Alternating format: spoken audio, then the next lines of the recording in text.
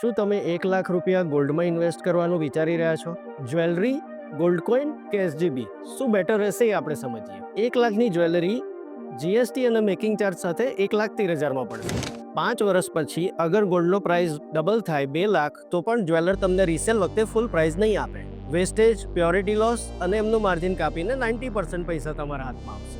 1,13,000 invest કર્યા પછી તમારા હાથમાં આવે છે 1,80,000, એટલે 67,000નો પ્રોફિટ થાય છે. અગર ગોલ્ડ કોઈનમાં ઇન્વેસ્ટ કરો તો મેકિંગ ચાર્જ ઓછા છે. 5 વર્ષ પછી એને રીસેલ કરીએ તો 1,95,000 વેલ્યુ થાય છે. એમાં આપણે કોસ્ટ 1,03,000 બાદ કરીએ તો 92,000 જેવો પ્રોફિટ થાય છે. એવી જ રીતે અગર તમે ડિજિટલ ગોલ્ડ લેશો તો મેકિંગ ચાર્જીસ નહીં આવે, બટ 20% કેપિટલ ટેક્સ લાગશે. એના રીસેલમાં 2 લાખની વેલ્યુ પર તમારો 20,000 ટેક્સ લાગશે, એટલે પ્રોફિટ બચશે 80,000 રૂપિયા. અને એસજીબીમાં ઇન્વેસ્ટ કરશો તો નો મેકિંગ ચાર્જ, નો જીએસટી અને યરલી 2.5% જેટલું યરલી ઇન્ટરેસ્ટ મળશે. 5 વર્ષ પછીનો પ્રોફિટ એસજીબીમાં 1 લાખ પ્લસ 12,500નું ઇન્ટરેસ્ટ, એટલે 1,12,500નો પ્રોફિટ મળશે તમને. જો તમે લોંગ ટર્મ માટેનો વિચાર કર્યો હોય તો SGB is the smartest choice.